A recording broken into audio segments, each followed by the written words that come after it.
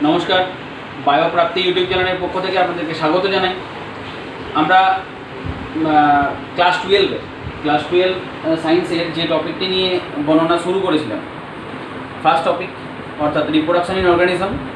আমরা বেশ কয়েকটা ক্লাস করেছি, সেখানে আমরা রিপ্রোডাকশন কাকে বলে, তার মোড অফ রিপ্রোডাকশন, অ্যাসেক্সুয়াল প্রথমে আলোচনা করেছিলাম, দেন অ্যাসেক্সুয়ালের একটা part related to plant vegetative reproduction, সেটা নিয়ে আমরা আলোচনা করেছি বা অঙ্গজনন নিয়ে আলোচনা করেছি। দেন আমরা সেক্সুয়াল রিপ্রোডাকশন নিয়ে আলোচনা করেছি। সেক্সুয়াল রিপ্রোডাকশনের দুটো যে মোড ছিল, সিনগ্যামি এবং কনজুগেশন, সেই সিনগ্যামি নিয়ে আমরা আলোচনা প্রিভিয়াস ক্লাসে করেছি। আমাদের কনজুগেশন পার্টটা একটু বাকি ছিল। আমরা বলেছিলাম এই কনজুগেশন পার্ট এবং বাকি ইত্যাদি সমস্ত কিছু নিয়ে আমরা এই ক্লাসের মধ্যে হয়তো এটা শেষ করতে পারবো। দেখা যাক আমরা কতটা কি সফল হই। এসো আজকের পড়াশোনা শুরু করা যাক। সেক্সুয়াল রিপ্রোডাকশন, কনজুগেশন মোড, দুটো মোডের মধ্যে সিনগ্যামিতে আমরা আলোচনা করেছি। আগেই বলেছি সিনগ্যামি তিনটে পার্ট ছিল, মনে করে দেখো, আইসোগ্যামি, অ্যানাইসোগ্যামি, উগ্যামি। হ্যাঁ, সেক্ষেত্রে আমরা বেশ কিছু কথাও বলেছিলাম। সেক্সুয়াল রিপ্রোডাকশন যেহেতু একটা উন্নত প্রক্রিয়া, সেখানে দুটো গ্যামেটস লাগে, মেল গ্যামেটস এবং female gametes. They are coming from single individual, হতে পারে মেবি বাইসেক্সুয়াল। তারা বাইসেক্সুয়ালের ক্ষেত্রে হলে সেটা হবে হোমোথ্যালিক, আমরা এইগুলো নিয়ে আলোচনা করেছিলাম। যদি সেটা ইউনিসেক্সুয়াল হয়, ইন কেস অফ প্লান্ট আমরা বেশ কিছু উদাহরণ দিয়েও বলেছিলাম, সেটা হবে হেটেরোথ্যালিক। হ্যাঁ, তো ওদের একটুখানি বলে রাখি, এক্ষেত্রে তোমরা নোট করো। এই অ্যানিম্যালের ক্ষেত্রেও এই ঘটনা ঘটে। ইউনিসেক্সুয়াল অ্যানিম্যাল যদি বলো, ইউনিসেক্সুয়াল যদি অ্যানিম্যাল বলো, অ্যানিম্যালের ক্ষেত্রে বলার অপেক্ষা রাখে না। আমরা হিউম্যান বিইংস, মাঙ্কি, এরা সব হচ্ছে ইউনিসেক্সুয়াল। দেখো, আমরা পুংলিঙ্গ, স্ত্রীলিঙ্গ ডিফারেন্ট অর্গানিজমের মধ্যে হয় আমাদের ক্ষেত্রে। এবং যদি বাইসেক্সুয়াল অ্যানিম্যাল বলো, তুমি এটা খাতায় নোট ডাউন করো। হ্যাঁ, সেক্ষেত্রে আর্থওয়ার্ম,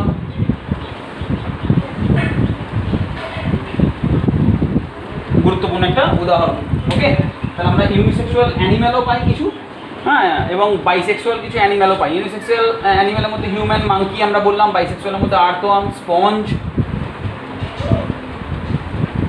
এগুলো তোমরা নোট করে রাখো। ওকে, তাহলে এই ছিল আমাদের সিনগ্যামি সংক্রান্ত পড়াশোনা। সিনগ্যামির ফলে উৎপন্ন হয় জাইগোট, তোমরা সবাই জানো। এই উদাহরণটা তোমরা একটু নোট করে রাখো। আজকে এসব কনজুগেশন পার্ট। কনজুগেশন এক্ষেত্রে দু রকম মোডে হয়। কনজুগেশন পদ্ধতিতে কনজুগেশন সংযুক্ত হয় উইথ দ্য হেল্প অফ, কনজুগেশনে যেটা প্রধান জিনিস লাগবে, with the help of conjugating tube.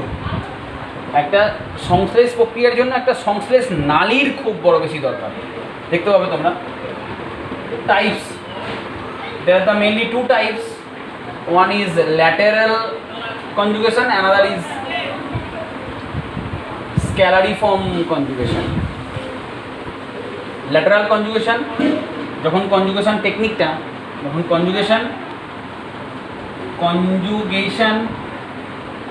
Occur in, conjugation প্রক্রিয়াটা যখন ঘটে ইন এ সিঙ্গল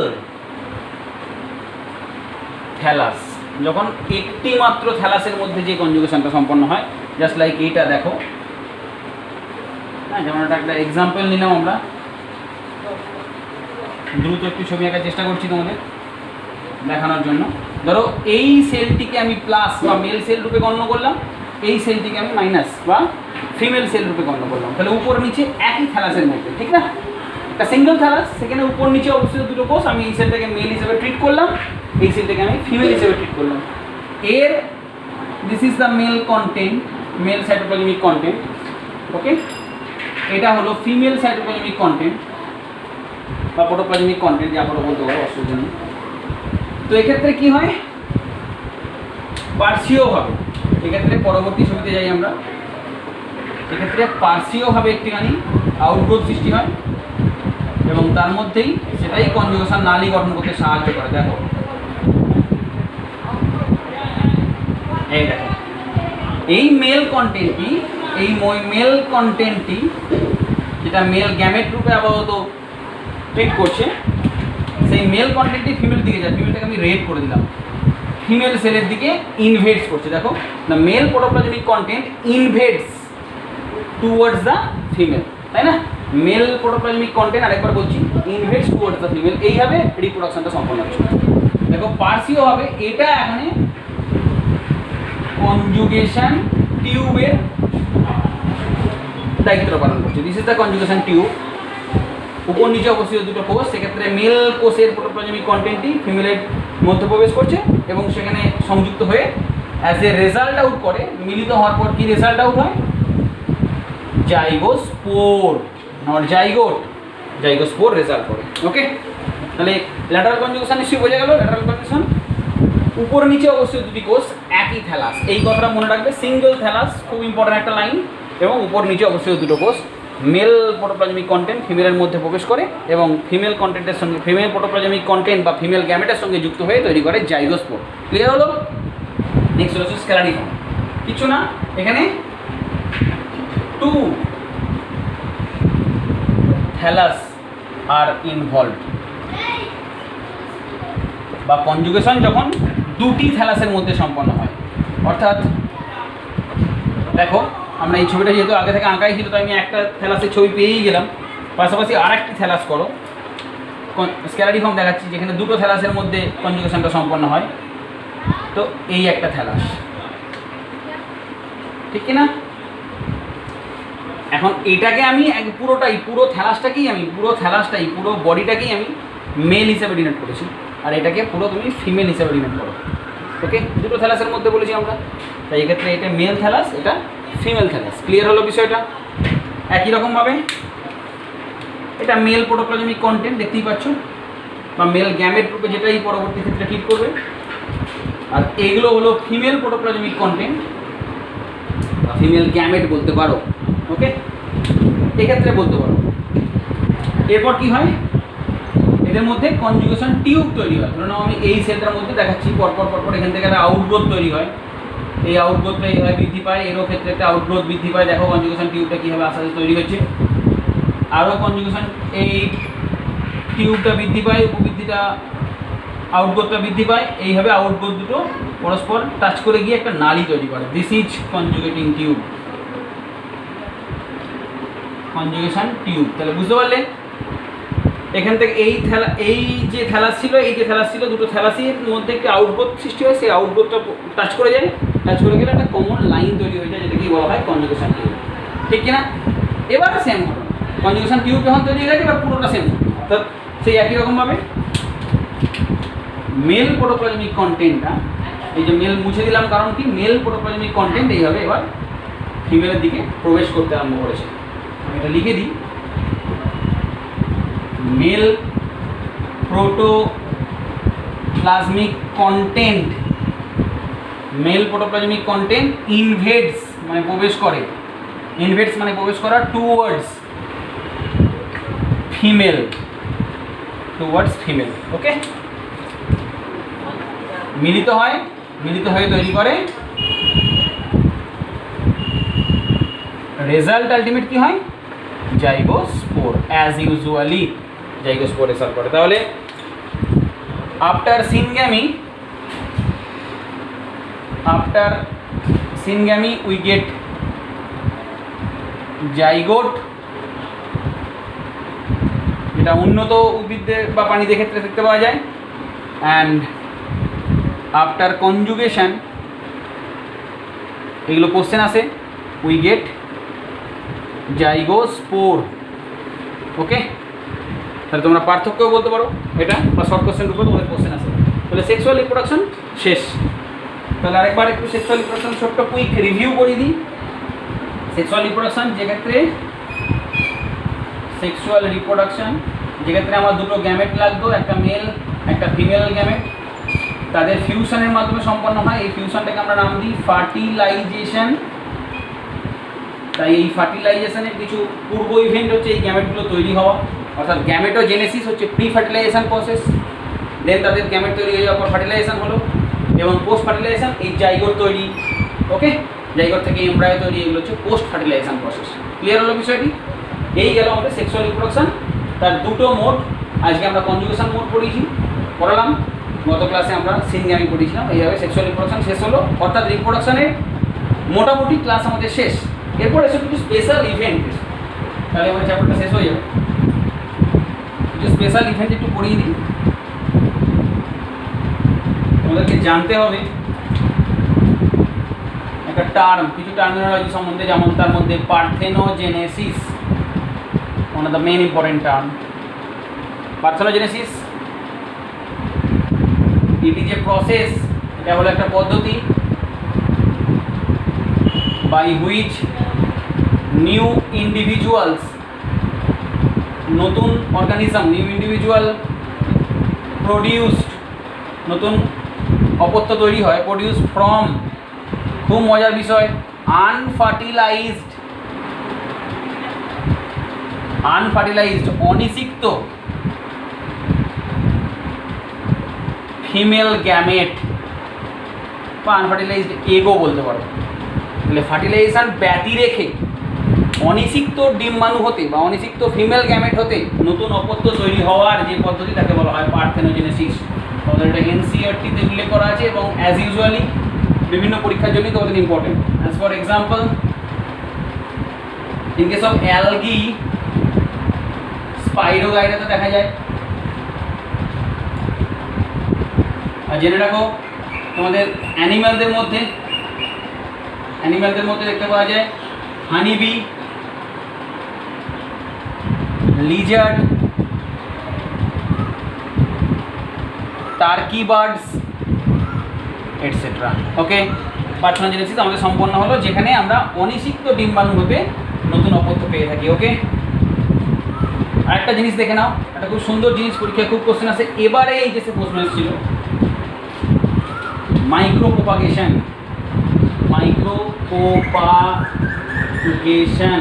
বা অনুবিস্তারণ, একটা special artificial vegetative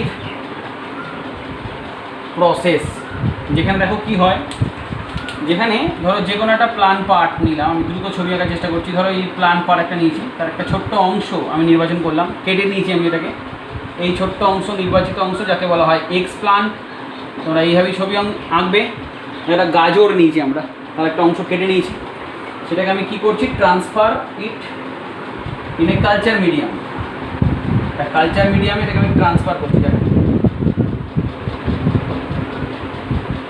test tube, সেখানে একটা কালচার মিডিয়াম নেওয়া আছে, সেই কালচার মিডিয়ামে আমি রেড করে দিলাম। এই কালচার মিডিয়ামে এটাকে আমি ট্রান্সফার করেছি। তাহলে পয়েন্টিংগুলো করে করে যাও। Transfer it in a culture medium, যেখানে আগে থেকে নিউট্রিশন অ্যাড করা আছে পরিমাণ মতো, সেখানে বিভিন্ন হরমোন বা ইত্যাদি ইত্যাদি বিভিন্ন নিউট্রিশন অ্যাড করা আছে। যখন পরীক্ষায় প্রশ্ন পড়ে এই কালচার মিডিয়াম প্রস্তুতিতে কি কি হরমোন প্রয়োগ করা হয়, কালচার মিডিয়ামে কি কি হরমোন ইউজ করা হয়, আমাদের ক্লাস 10 পাশাপাশি 12-এরও বিভিন্ন এক্সাম এবং নিট ক্ষেত্রেও প্রশ্ন আসে, মনে রাখবে অক্সিন অ্যান্ড সাইটোকাইনিন।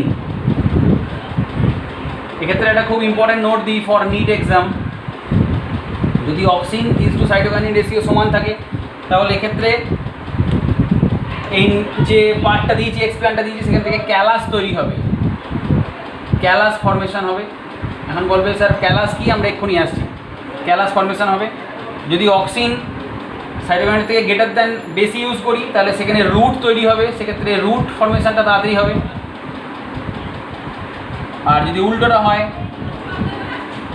অর্থাৎ সাইটোকাইনিন অক্সিনের থেকে বেশি প্রয়োগ করা হয়েছে বা বেশি ইউজ করা হয়েছে, সেক্ষেত্রে শুট মানে কাণ্ড, রুট মানে মূল, জানো তোমরা, শুট ফর্মেশন ত্বরান্বিত হয়। ওকে, এবার এখানে এসো, ট্রান্সফার করলাম একটা কালচার মিডিয়ামে। দেখতে পাচ্ছ কৃত্রিমভাবে করছি আমরা, পুরো পরীক্ষার ল্যাবে করছি এটা। তাহলে আমি দেখতে পাবো এর টাইম আফটার আমি কি পাবো, এই টেস্ট টিউবের এই কালচার মিডিয়ামে আমি দেখতে পাবো একটা কোষপুঞ্জ তৈরি হয়েছে, একটা কোষপুঞ্জ তৈরি হয়েছে, কোষপুঞ্জ আনডিফারেন্সিয়েটেড ডিফারেন্সিয়েট করা যাবে না, কোনটা এর থেকে কোনটা মূল হবে, কোনটা থেকে কাণ্ড হবে, এটা তুমি আলাদা করতে পারবে না। একটা আনডিফারেন্সিয়েটেড কোষের তাল তৈরি হয়েছিল, এটাকে বলা হয় callus. Undifferentiated mass of cells, undifferentiated mass of cells is called callus. Clear হলো? দেন পরবর্তী ক্ষেত্রে কি হয় দেখো, দেন পরবর্তী ক্ষেত্রে সুন্দরভাবে দেখে দেখে যাও। এটা এই কালচার মিডিয়াম, এমব্রায়ো তৈরি হবে, ভ্রূণ তৈরি হবে, হার্ট শেপড বিভিন্ন রকম ভ্রূণ তৈরি হয়। এমব্রায়ো ফরমেশন, আস্তে আস্তে। Then finally within culture medium, ওখান থেকে কি তৈরি হচ্ছে, এই নতুন রুট তৈরি হচ্ছে এবং এখান থেকে কাণ্ড তৈরি হচ্ছে। This is shoot part, shoot and root. তো নিউ প্লান্ট তৈরি হচ্ছে, নিউ প্লান্ট তৈরি হওয়ার একটা পদ্ধতি দেখাচ্ছি।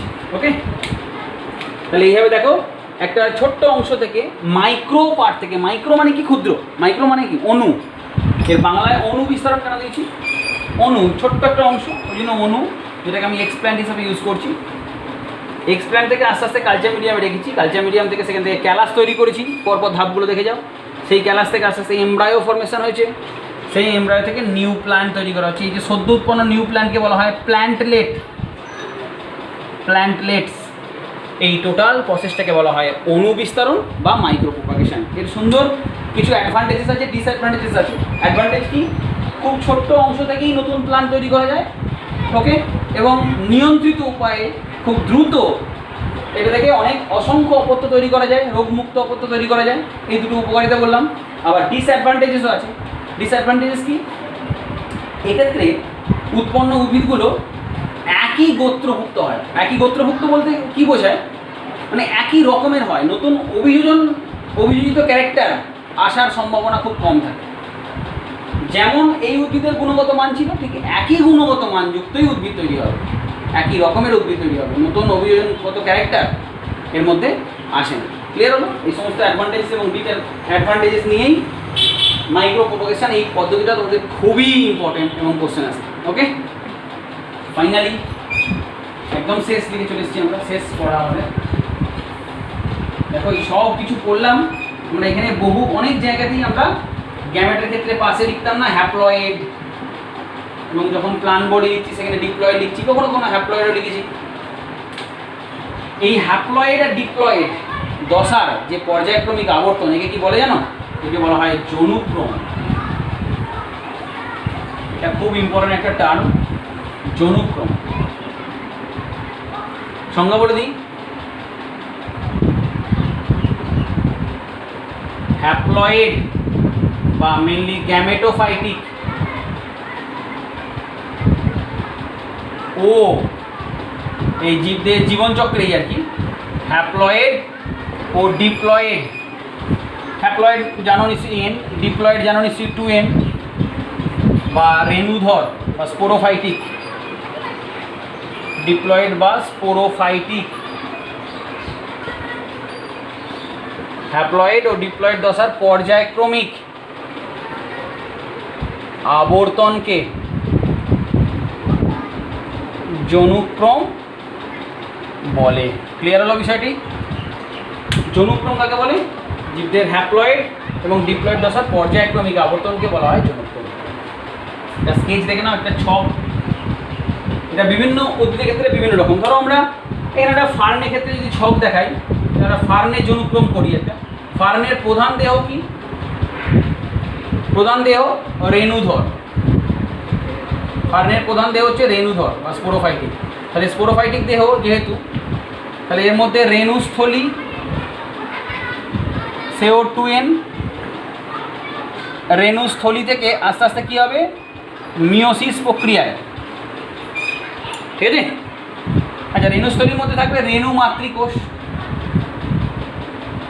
রেণু মাতৃকোষ CO2n। দেখো রেণু মাতৃকোষ থেকে কী হবে, মিওসিস আবার বলছি RD মানে মিওসিস, রিডাকশন ডিভিশন। মিওসিস হয়ে তৈরি হবে রেণু, অর্থাৎ এন। দেখো এই প্রথম হ্যাপ্লয়েড দশা ঢুকলো, এই এন থেকে কি তৈরি হবে, রেণু থেকে কি উৎপন্ন হবে, গ্যামেটোফাইট।